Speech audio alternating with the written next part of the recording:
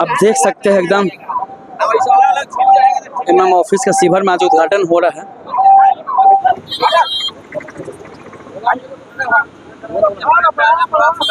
देखिए, शिवहर जो नाम है ये शिव और हरि का मिलन का ये जगह है, इलाका है, इसलिए इसका नाम शिवहर है। और हम लोगों ने शिवरात्रि के दिन अपने शिवहर कार्यालय का शुभारंभ किया है, चुनावी शंखनाद किया है।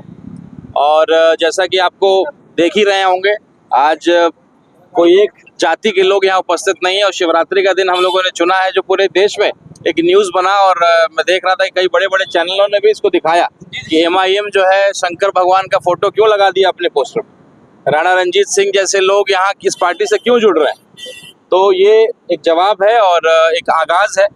और हम लोग कोई भी काम करते हैं तो हर हर महादेव और अपने भोलेनाथ का नाम लेकर के करते हैं। तो ये कार्यालय का शुभारंभ है, चुनावी शंखनाद है। हमारे शिवहर के जिला अध्यक्ष डॉक्टर मिसबाहुल हक साहब ने बहुत मेहनत किया है। संगठन को जो है पंचायत और बूथ लेवल तक लोग पोलिंग एजेंट बनाते होंगे चुनाव के समय, हम लोगों ने पोलिंग एजेंट आज ही बनाना का शुरू कर दिया है। और हम लोगों ने ये प्रण लिया है कि 31 मार्च से पहले अपना पोलिंग एजेंट तक तैयार कर देंगे। हमारी पार्टी की पॉपुलैरिटी है, लेकिन हम संगठित नहीं थे, हमारा पार्टी और संगठन मजबूत नहीं था। तो कार्यालय ये मेन रोड पे खोलने का मकसद यही है कि जो भी मेरे भाई जो हर जाति हर धर्म के लोग हैं उनको ला करके जोड़ना, और वो एक रास्ता ढूंढते थे कि भाई इस पार्टी से हम कैसे जुड़े। और आज से जो है लोगों की सेवा करके लोगों के दिल में जगह बनाना 8 महीना है, तो हम लोग क्या कर सकते हैं उसका एक छोटा सा उदाहरण ये हम लोग दिखाएंगे।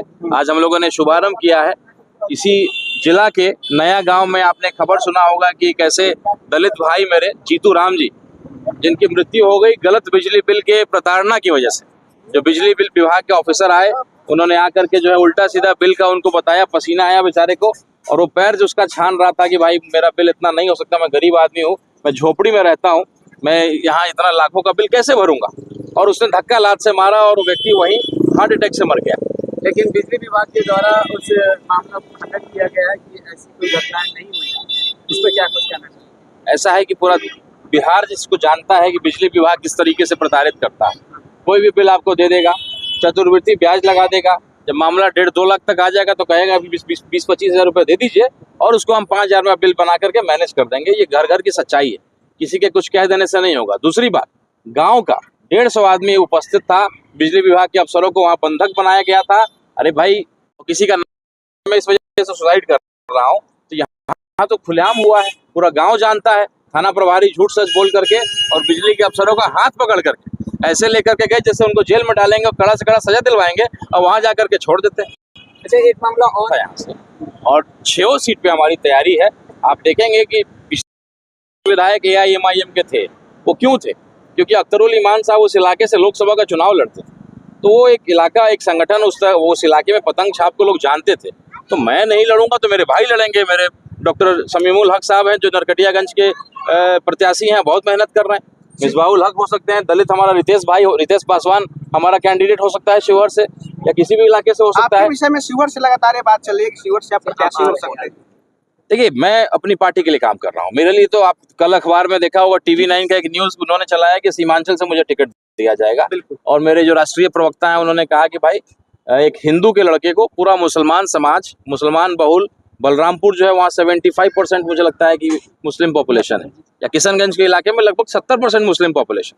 तो पार्टी ने अगर आदेश दिया सीमांचल से लड़ने का तो मैं वहाँ से लड़ूंगा। वो एक मैसेज देना चाहते हैं कि ये पार्टी को कहते हैं कि मुसलमानों की पार्टी है, तो एक हिंदू के बेटा को, एक क्षत्रिय के बेटा को सदन में भेजेंगे केवल मुसलमान के वोट से। तो मैसेज जो है कि भाई ये पार्टी सबकी है, वो मैसेज देना है। और आप देखते हैं हम लोग भगवा गमछा लगा करके और टीका चंदन लगा करके, मैं पूजा से ही उठ करके आया हूँ। और हम सब लोग यहाँ हिंदू समाज से लेकर के दलित समाज से लेकर के सब लोग, उन्होंने तो शिक्षा मंत्री बन करके भी कोई काम नहीं किया, केवल जो है रामचरितमानस को लेकर के जो है अपना पूरा समय को बर्बाद किया, और एक भी अच्छा काम उन्होंने नहीं किया। केवल प्रोफेसर उनके नाम के आगे लगा हुआ था। तो RJD का तो तरीका आप जानते हैं, तो प्रोफेसर नाम पढ़ करके शिक्षा मंत्री बना दिया गया। और उनकी हरकतें बताती हैं कि पढ़े लिखे आदमी कितने होंगे और क्या प्रोफेसर होंगे। वो तो आदमी के जो है उसके आचरण से पता लगता है कितना शिक्षित व्यक्ति है। और ये बड़ा दुखद है, ये जो ट्रेंड चल रहा है कि झूठ सच बोल करके, जहर फैला करके कोई हिंदू हृदय सम्राट बनना चाहता है, कोई मुस्लिम सम्राट बनना चाहता है। भाई सभी धर्मों का मान सम्मान होना चाहिए, सनातन तो यही सिखाती है। और हम लोग सभी धर्म को लेकर के चलते हैं। हमारा खूबसूरत हिंदुस्तान, जो पुराना हिंदुस्तान था, हम लोग उसको बनाना चाहते हैं। जिसमें हम लोग विकास की बात करें, सड़कों की बात करें, रोजगार की बात करें, अस्पताल की बात करें, हिंदू मुसलमान केवल नहीं करें, मंदिर मस्जिद ना खोदें, हम लोग जमीन ढूंढे अस्पताल बनाने की। पद यात्रा का इतना बड़ा बजट था, उस पद यात्रा को लेकर के अगर आप जो हमारे गरीब लोग जिनको प्रताड़ित किया था बिजली बिल में, उस यात्रा का जो खर्चा था उसका आधा खर्चा अगर आप बिजली विभाग में कर देते और जितने भी दलित समाज के गरीब लोग जो हैं, राशन कार्ड वाले जो लोग हैं, उनका बिजली माफ करा दीजिए। आपने जबरदस्ती स्मार्ट मीटर लगा दिया और उसके बाद पर डे एक तो उनको ट्रेनिंग नहीं दिया आपने कि भाई कैसे हम उनको रिचार्ज करें अपने स्मार्ट मीटर को, और पुराना बिल जो है वसूल रहे हैं, डिवाइडेड बाय 33 शायद करना पड़ता है और आपको पर डे आपका बिल कटता है। गरीब आदमी बेचारा परेशान है। तो आपने जो यात्रा किया उस यात्रा का आधा खर्च हमारे गरीब भाइयों का बिजली में मदद करा देते। हम भी बिहार सबसे गरीब राज्य है और सबसे महंगा बिजली हम लोग खरीदते हैं, सबसे महंगा पेट्रोल खरीदते हैं। भाई हमेशा मुझे कहते हैं कि भैया आप केवल मुसलमानों की बात मत करिए, आप हिंदू वाला इसमें भी करिए, क्योंकि ये पार्टी तभी चुनाव जीतेगी। आप देख रहे होंगे अभी हम लोग दिल्ली में चुनाव लड़े, ओखला में हम चुनाव लड़े, लगभग 38,000 39,000 वोट आया, मुस्तफाबाद में 33,000 वोट आया, लेकिन वो हम जीत का आंकड़ा नहीं प्राप्त कर पा रहे हैं। तो एक नया समीकरण बना करके जो हमने आज चुनावी शंखनाद किया है कि मैं एक सपना देख रहा हूँ कि कोई राजपूत, कोई दलित मुख्यमंत्री और डिप्टी सीएम बन सके, उप मुख्यमंत्री बन सके, एक नया समीकरण बनाना चाहता हूँ। आज जितनी पार्टियां हैं वो कोई बता दे कोई राजपूत को मुख्यमंत्री बनाएगी, किसी दलित को मुख्यमंत्री बनाएगी। मैं एक नया समीकरण बना रहा हूँ, मुसलमान, राजपूत और दलित। देखिए शिवहर लोकसभा में तो हम सभी सीटों पे चुनाव लड़ेंगे, ये तो तय है, और मैं सभी सीटों पे अभी हम लोग आज शिवरात्रि में ऑफिस का उद्घाटन किया है, अगला कार्यालय हम लोग इफ्तार के साथ हम लोग चिरैया में खोलेंगे और साथ ही साथ कई इलाके में। तो हम शिवहर के सभी सीटों पे लड़ेंगे और पूरे बिहार में लगभग 50 से 60 सीटों पे हम चुनाव लड़ेंगे। सर सीमांचल में तैयारी कब से सर? अभी हम लोग का इफ्तार का दौर शुरू होगा और जो हम लोग इफ्तार का समय हम लोग सीमांचल से लेके भागलपुर से लेके दरभंगा से लेके पूरे बिहार में दौरा करेंगे। सर कोई चेहरा शिवहर में है?